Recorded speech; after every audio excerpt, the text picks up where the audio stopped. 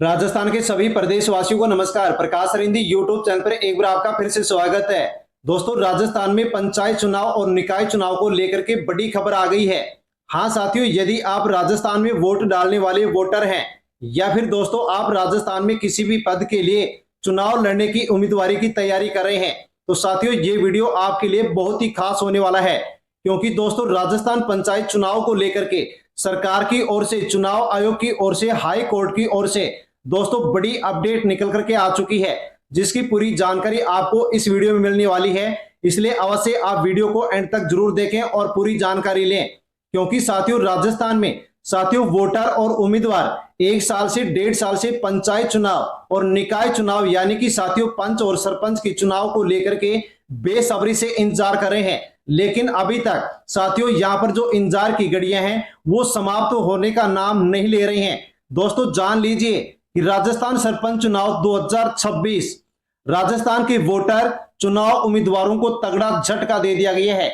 हाँ साथियों जान लीजिए कि राजस्थान के जो वोटर हैं, जो चुनाव के उम्मीदवार हैं, जो तैयारी कर रहे हैं, साथियों उनको तगड़ा झटका यहां पर दे दिया गया है। दोस्तों जानने वाले हैं कि राजस्थान की सरकार, राजस्थान में साथियों हाई कोर्ट और इसके अलावा दोस्तों यहां पर जो चुनाव आयोग है उसको लेकर के दोस्तों क्या रिपोर्ट निकल करके आई है, क्या जानकारी निकल करके आई है, वो हम यहां पर जानने वाले हैं। किस प्रकार से वोटर और चुनाव उम्मीदवारों को झटका दिया गया है साथियों जान लीजिए, समझ लीजिए कि चुनाव कब होने जा रहे हैं। सरकार ने बताई चुनाव की तारीख। हाँ साथियों, सरकार के द्वारा चुनाव की क्या तारीख बताई गई है वो हम जानने वाले हैं। तो साथियों क्या चुनाव का ऐलान कर दिया गया है?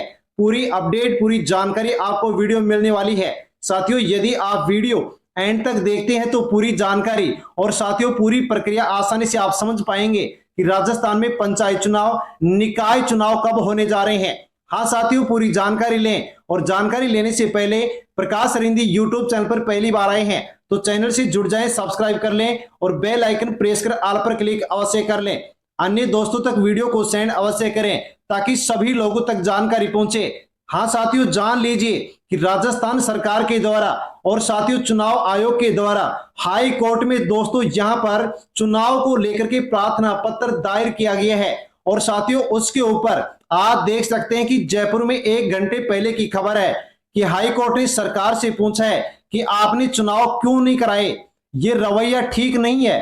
पंचायत निकाय चुनाव के लिए पर्याप्त समय दे चुके हैं। फैसला साथियों कोर्ट के द्वारा सुरक्षित रख लिया गया है। हाँ दोस्तों, हाई कोर्ट के द्वारा सरकार को यहां पर फटकार लगाई गई है कि पंचायत और निकाय चुनाव को लेकर के सरकार को पर्याप्त समय दिया गया, लेकिन फिर भी चुनाव क्यों नहीं करवाए गए हैं। सरकार को साथियों बताया गया कि ये सरकार का जो रवैया है वो ठीक नहीं है। और दोस्तों चुनाव को लेकर के हाई कोर्ट के द्वारा साथियों जो फैसला है वो सुरक्षित रख लिया गया है। दोस्तों जान लीजिए कि सरकार के द्वारा, चुनाव आयोग के द्वारा दोस्तों प्रार्थना पत्र में क्या कहा गया है, पूरी अपडेट आप जान सकते हैं। सरकार दोस्तों कब चुनाव करवाना चाहती है, 1 स्टेट 1 इलेक्शन करवाना चाहती है या फिर अलग तरीके से चुनाव करवाना चाहती है। राजस्थान हाई कोर्ट ने प्रदेश में तय समय पर पंचायत और निकाय चुनाव नहीं कराने पर सरकार पर नाराजगी जताई है। बेंच ने मौखिक टिप्पणी करते हुए कहा है कि सरकार का यह रवैया ठीक नहीं है। हम पहले पर्याप्त समय दे चुके हैं लेकिन सरकार लगातार चुनाव को टालती जा रही है।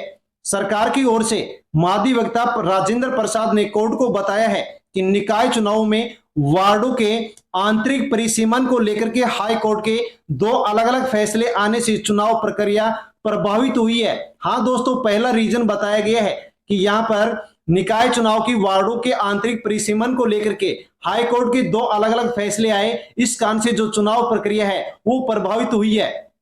दरअसल प्रदेश में पंचायत और निकाय चुनाव टालने को लेकर के राज्य सरकार और राज्य चुनाव आयोग की ओर से दायर प्रार्थना पत्र पर सोमवार को यानी कि आज राजस्थान हाई कोर्ट में सुनवाई हुई है।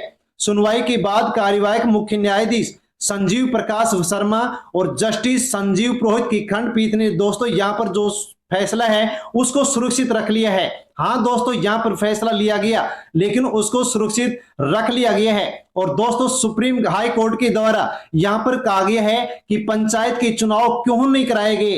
बेंच ने कहा है कि आदेश निकायों को लेकर के था, आपने पंचायतों के चुनाव क्यों नहीं कराए हैं। इस पर महाधिवक्ता ने कहा है कि ओबीसी कमीशन की रिपोर्ट नहीं आने के कारण इलेक्शन नहीं करवा पा रहे हैं। उन्होंने कहा कि हमने 9 मई 2025 को ओबीसी आयोग का गठन किया था, लेकिन आयोग ने रिपोर्ट तैयार करने के लिए बार बार समय बढ़ाने की मांग की, जिससे उनका कार्यकाल समय समय पर बढ़ाया गया और यहां पर आयोग की ओर से कोई भी अभी तक रिपोर्ट नहीं दी गई। लेकिन बेंच ने कहा है कि ओबीसी कमीशन क्या कर रहा है वो हमारे सामने नहीं है, वरना हम उसको भी निर्देश देते। यानी कि दोस्तों हाई कोर्ट के द्वारा यहां पर दो टूक चुनाव को लेकर के बात कही गई है। दोस्तों आगे जान लीजिए कि कोर्ट रूम में सरकार और बेंच के बीच टिप्पणियां हुई है, वो भी आप यहां पर जान लीजिए, जो कि रोचक टिप्पणियां हैं।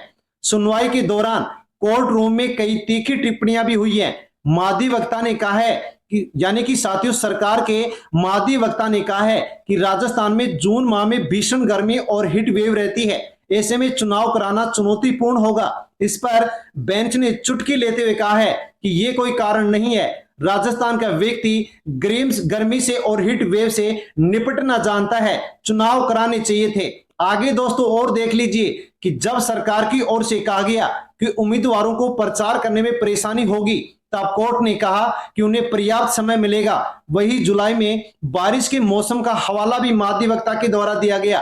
तो बेंच ने टिप्पणी करते हुए कहा है कि राजस्थान में बरसात, यानी कि दोस्तों राजस्थान में बरसात, उसके कारण से चुनाव को टाल दिया गया, जो कि साथियों यहां पर कोर्ट के द्वारा टिप्पणी की गई है। अब आगे जान लीजिए कि सरकार के चुनाव कराने की मंशा नहीं है।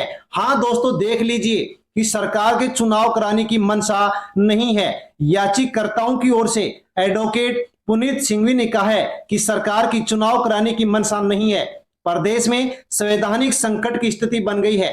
पंचायतों में प्रशासक और निकायों में अधिकारी काम संभाल रहे हैं। वहीं एडवोकेट प्रेमचंद देवंदा ने कहा है कि प्रदेश की 11,500 पंचायतों का कार्यकाल पूरा हो चुका है। अब ये संख्या बढ़कर 14,000 हो चुकी है और सरकार पिछले 1.5 साल से चुनाव टालती आ रही है। यानी कि प्रदेशवासियों का जो इंतजार है वो लगातार यहाँ पर बढ़ता जा रहा है। दोस्तों आगे और जान लीजिए जो कि आपके लिए सबसे रोचक जानकारी है।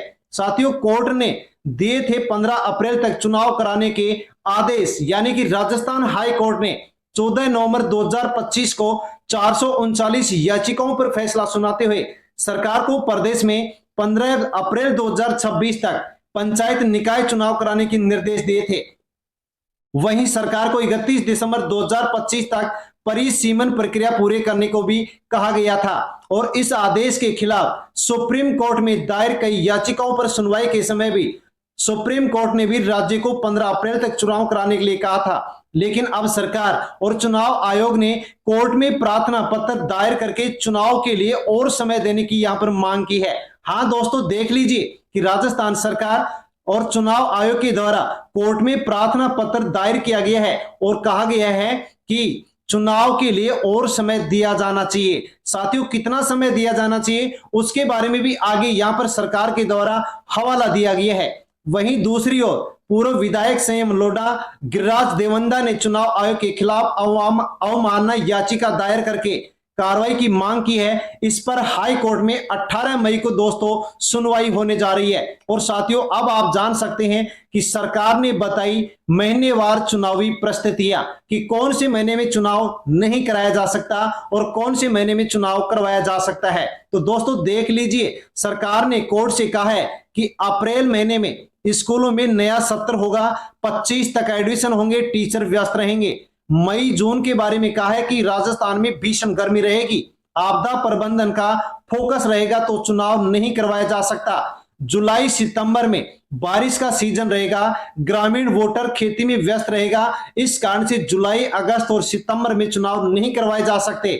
इसके बाद में सरकार ने कहा है कि अक्टूबर नवंबर और दिसंबर में जो कार्यकाल है वो सबका खत्म हो जाएगा और चुनाव का सबसे उपयुक्त समय रहेगा। यानी कि दोस्तों 1 अक्टूबर से 31 दिसंबर की ये तारीख सरकार की ओर से बताई गई है कि इस समय में राजस्थान में चुनाव करवाया जा सकता है। क्योंकि दोस्तों यहां पर कई बातें जो कही गई हैं जो कि आपने यहां पर जान ली है। इसके अलावा दोस्तों सरकार ने और एक हवाला देते हुए कहा है कि यदि इस प्रकार से चुनाव होता है, यानी कि 1 अक्टूबर से लेकर के 31 दिसंबर के बीच में चुनाव होता है, तो वन स्टेट वन इलेक्शन की जो धारणा है उसको भी बल मिलेगा।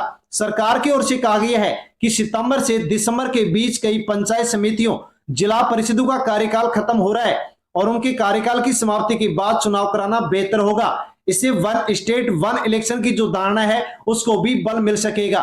प्रार्थना पत्र में सरकार ने कहा है कि कोर्ट के आदेश की पालना के लिए हर संभव हम प्रयास किया, लेकिन वर्तमान परिस्थितियां ऐसी हैं कि 15 अप्रैल तक चुनाव कराना संभव नहीं है। सरकार ने ओबीसी आयोग की रिपोर्ट, स्कूल स्टाफ, ईवीएम सहित अन्य संसाधनों की उपलब्धता का हवाला देकर के हाई कोर्ट से चुनाव आगे खिसकाने का अनुरोध किया है। हाँ दोस्तों, देख लीजिए कि चुनाव की तारीख आगे बढ़ाने की साथियों यहां पर सरकार की ओर से, चुनाव आयोग की ओर से दोस्तों हाई कोर्ट में यहां पर प्रार्थना पत्र दायर किया गया है कि अभी चुनाव नहीं करा सकते, आगे चुनाव हम करवा सकते हैं, उसके लिए यहां पर प्रार्थना पत्र दिया गया है। राज्य चुनाव आयोग ने समर्थन किया। दोस्तों, राज्य चुनाव जो आयोग है वो भी सरकार के पक्ष में है, यानी कि सरकार की जो बात है उसका समर्थन कर रहा है। राज्य चुनाव आयोग ने भी हाई कोर्ट में प्रार्थना पत्र दायर करके चुनाव टालने का अनुरोध किया है। अपनी एप्लीकेशन में आयोग ने चुनाव की तिथियां बढ़ाने के सरकारी तर्कों का समर्थन करते हुए कहा है कि ओबीसी रिजर्वेशन के निर्धारण से पहले राजस्थान में पंचायत और निकाय के चुनाव नहीं हो सकते। यानी कि दोस्तों, कोर्ट चाहता है कि चुनाव जल्द हो, लेकिन राजस्थान की सरकार, राज्य चुनाव आयोग साथियों यहां पर चुनाव आगे करवाना चाहता है, खिसकाना चाहता है, जिसके लिए प्रार्थना पत्र भी यहां पर दायर किया गया है। यानी कि दोस्तों, अब यहां पर चुनाव कब होंगे उसके बारे में साथियों कोर्ट के द्वारा जो फैसला है वो सुरक्षित रख लिया गया है, लेकिन दोस्तों अभी यहां पर चुनाव नहीं होने वाले हैं। साथियों, सुप्रीम कोर्ट, हाई कोर्ट के और क्या दिशा निर्देश आते हैं, जैसे निर्देश आएंगे हम आप तक वीडियो के माध्यम से जानकारी पहुंचाएंगे। इसलिए वीडियो का नोटिफिकेशन चाहिए तो चैनल से जुड़ जाएं, सब्सक्राइब कर लें। धन्यवाद।